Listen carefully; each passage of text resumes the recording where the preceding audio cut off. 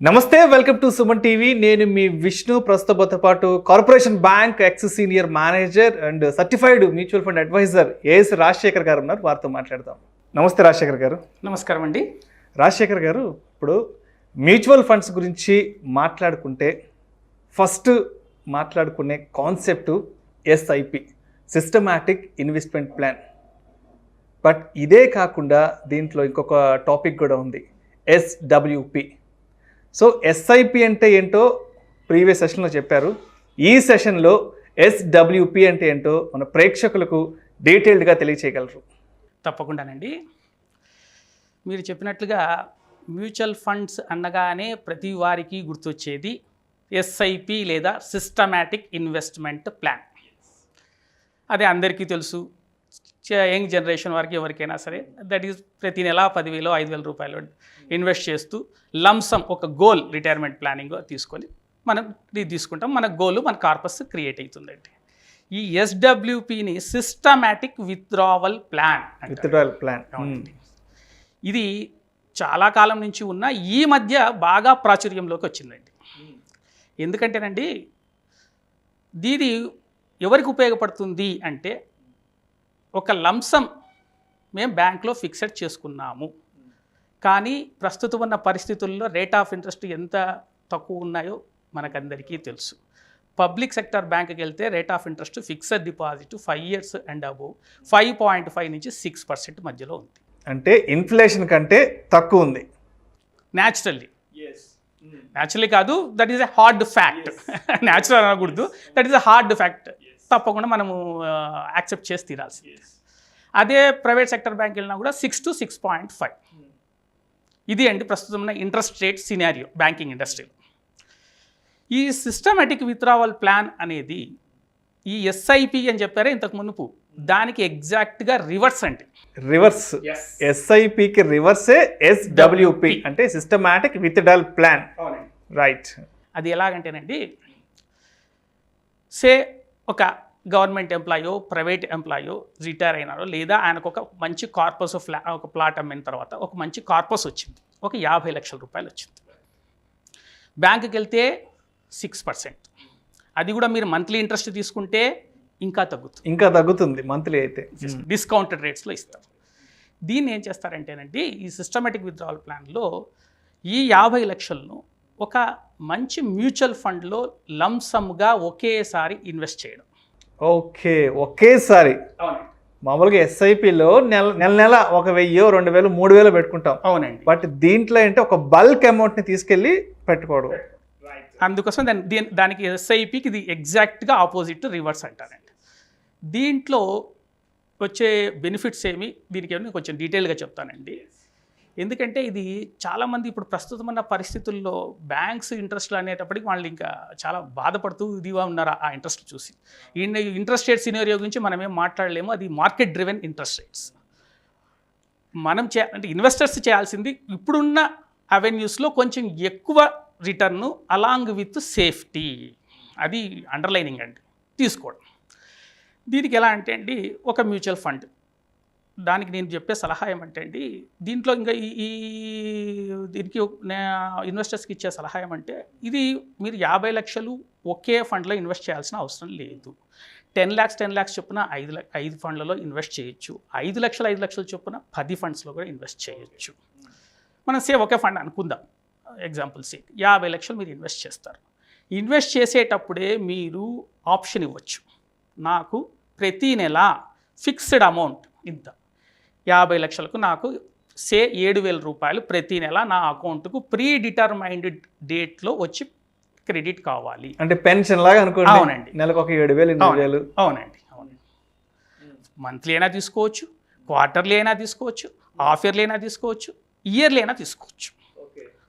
Option is to investor. So ఇది ఒక విధంగా fix FD scheme, FD interest తీసుకున్నట్టుగా మనం భావించాలి. బ్యాంకులో ఏం చేస్తాము, 10 ఏళ్ళలో లేదా 5 ఏళ్ళు ఇన్వెస్ట్ చేసుకుంటే మీకు at the end of 10 years కూడా మీ 50 lakhs మీకు వస్తుంది. ఇక్కడుండే బ్యూటీ అండి, దీన్ని మనం మ్యూచువల్ ఫండ్ స్కీమ్లో, ఒక మంచి మ్యూచువల్ ఫండ్ గ్రోత్ స్కీమ్లో, లాంగ్ టర్మ్ బాగా పర్ఫామ్ చేసిన స్కీమ్లో మనం ఇన్వెస్ట్ చేస్తాం. చేసిన తర్వాత మనకు ముందే ఆప్షన్ ఇచ్చేస్తాం, మాకు మంత్లీ ఇంత కావాలి.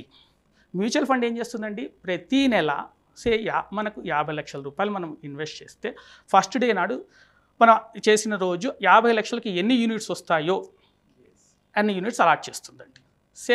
20 రూపాయలతో ఎన్ఏవితో అలాట్ చేసింది అనుకుందాం, మనం 25,000 యూనిట్లేమో వస్తాయి రఫ్లీగా, అంతే కదండి. నెక్స్ట్ మంత్ వచ్చేటప్పటికి ఆ ఎన్ఏవి 21 కావచ్చు, 19 కూడా కావచ్చు. మీరు 20 రూపాయలతో మీరు ఇన్వెస్ట్ చేశారు, 10 ఇయర్స్ చేశారు. దీనికి లాకిన్ పీరియడ్ అంటూ కూడా ఏం లేదండి, లేదండి. మీరు ఈరోజు నాకు సిస్టమేటిక్ విత్డ్రావల్ ప్లాన్లో మనం ఏదో 10 ఏళ్ళు అనుకొని దిగాము, నాకు మెడికల్ ఎమర్జెన్సీ వచ్చింది, 6 నెలల తర్వాతే నా డబ్బులన్నీ నాకు కావాలి అంటే రిడెంప్షన్ ఒకే ఒక బటన్తో మీ డబ్బులన్నీ మీకు వెనక్కి వస్తాయి.